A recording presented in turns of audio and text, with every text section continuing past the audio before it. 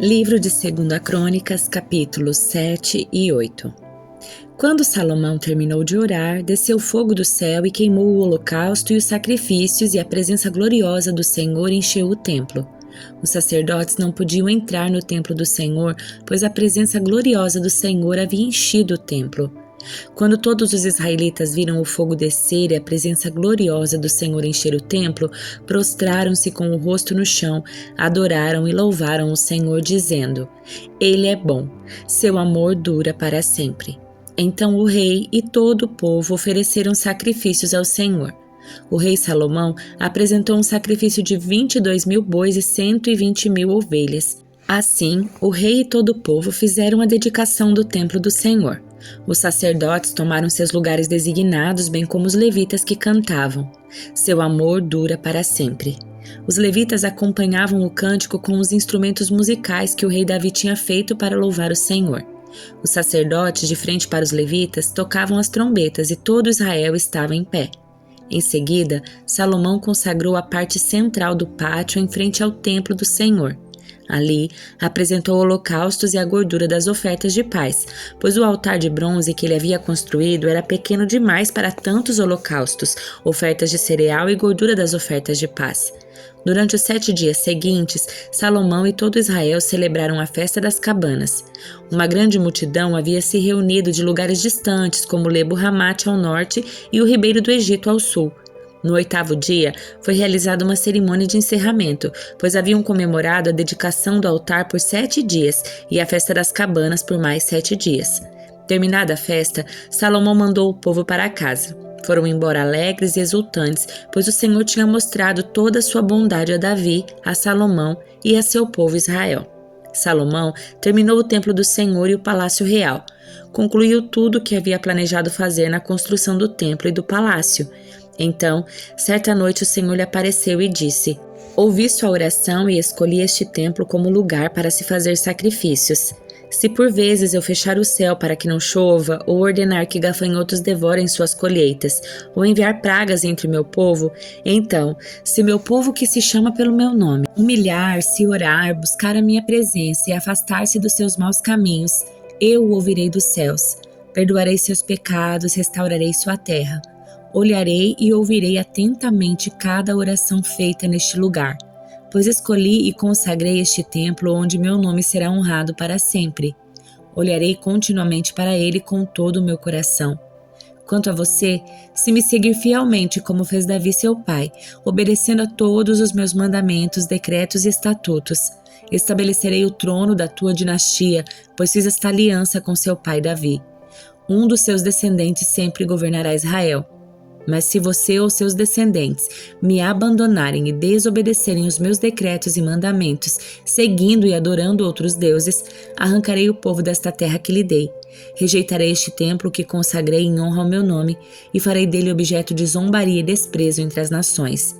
E embora este templo seja agora imponente, todos que passarem perto dele ficarão chocados e perguntarão: por que o Senhor fez essas coisas tão terríveis com esta terra e com este templo?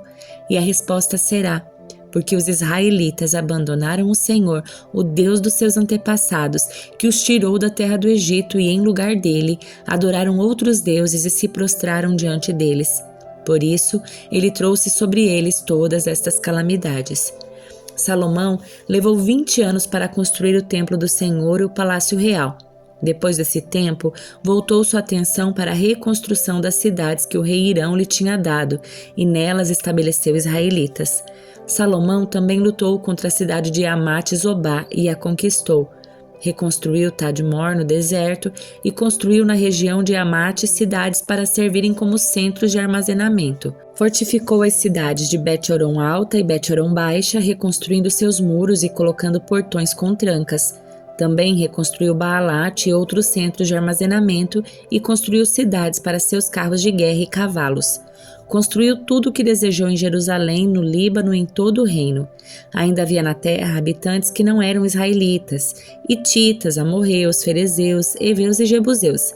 Eram descendentes das nações que os israelitas não haviam destruído completamente. Salomão os recrutou para trabalhos forçados e é nessa condição que trabalham até hoje.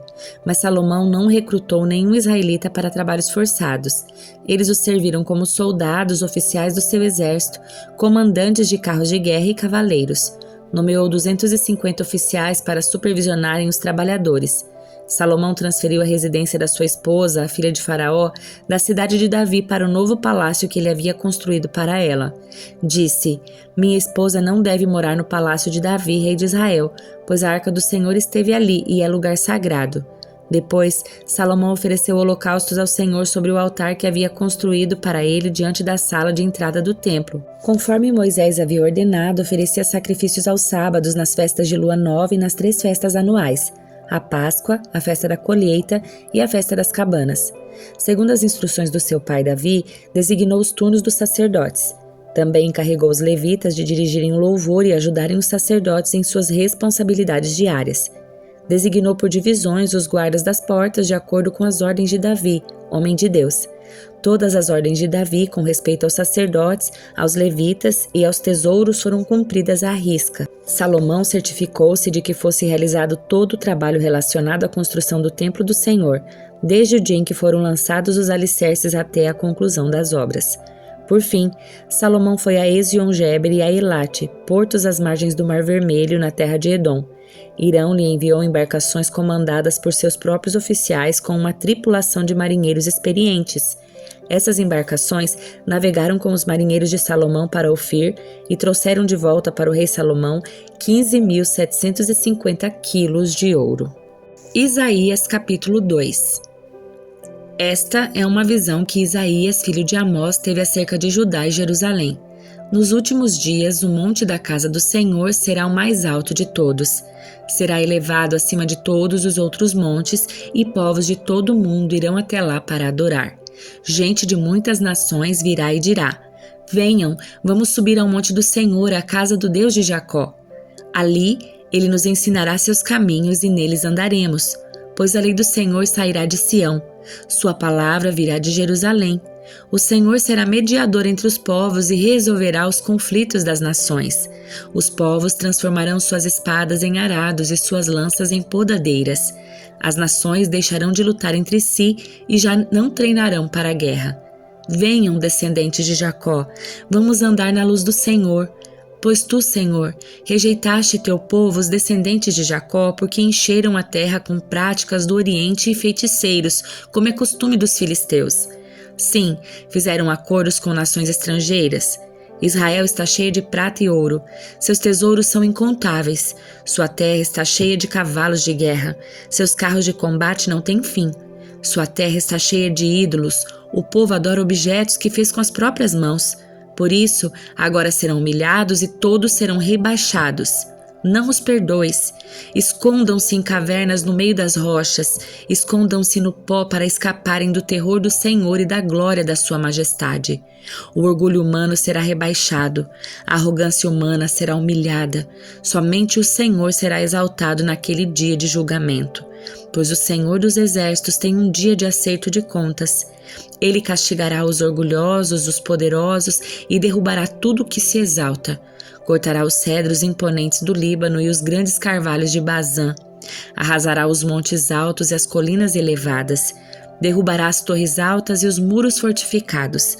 Afundará os grandes navios mercantes e todas as magníficas embarcações. O orgulho humano será humilhado. A arrogância humana será rebaixada. Somente o Senhor será exaltado naquele dia de julgamento. Os ídolos desaparecerão por completo. Quando o Senhor se levantar para sacudir a terra, seus inimigos rastejarão para dentro dos buracos no chão. Em cavernas nos meios das rochas se esconderão do terror do Senhor e da glória da sua majestade. Naquele dia, abandonarão os ídolos de ouro e prata que eles próprios fizeram para adorar. Deixarão seus deuses para roedores e morcegos, enquanto rastejam para dentro de cavernas e se escondem entre as rochas dos desfiladeiros.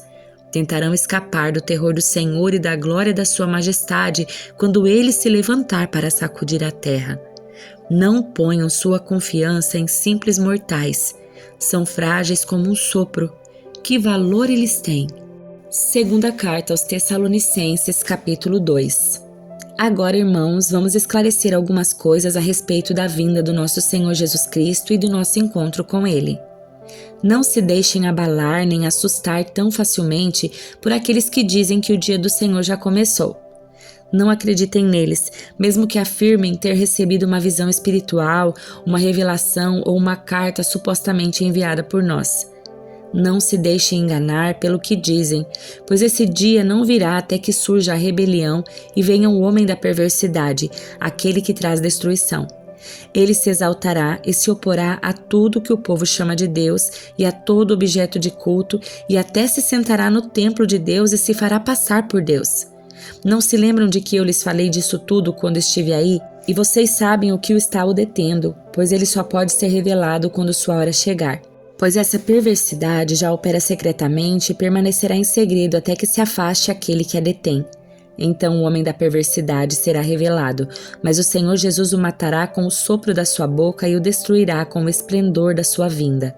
Esse homem virá para realizar o trabalho de Satanás, com poder, sinais e falsas maravilhas, e com todo tipo de mentira perversa para enganar os que estão caminhando para a destruição, pois se recusam a amar e a aceitar a verdade que os salvaria. Portanto, Deus fará que sejam enganados e eles crerão nessas mentiras. Então serão condenados por ter prazer no mal em vez de crer na verdade. Quanto a nós, não podemos deixar de dar graças a Deus por vocês, irmãos amados pelo Senhor. Somos sempre gratos porque Deus os escolheu para estarem entre os primeiros a receber a salvação por meio do Espírito que os torna santos e pela fé na verdade. Ele os chamou para a salvação quando lhes anunciamos as boas novas. Agora, vocês podem participar da glória do nosso Senhor Jesus Cristo. Portanto, irmãos, tendo em mente todas essas coisas, permaneçam firmes e apeguem-se às tradições que lhes transmitimos, seja pessoalmente, seja por carta. Que o próprio Jesus Cristo, nosso Senhor e Deus, nosso Pai, que nos amou e pela graça nos deu eterno conforto e maravilhosa esperança, os animem e os fortaleçam em tudo de bom que vocês fizerem e disserem.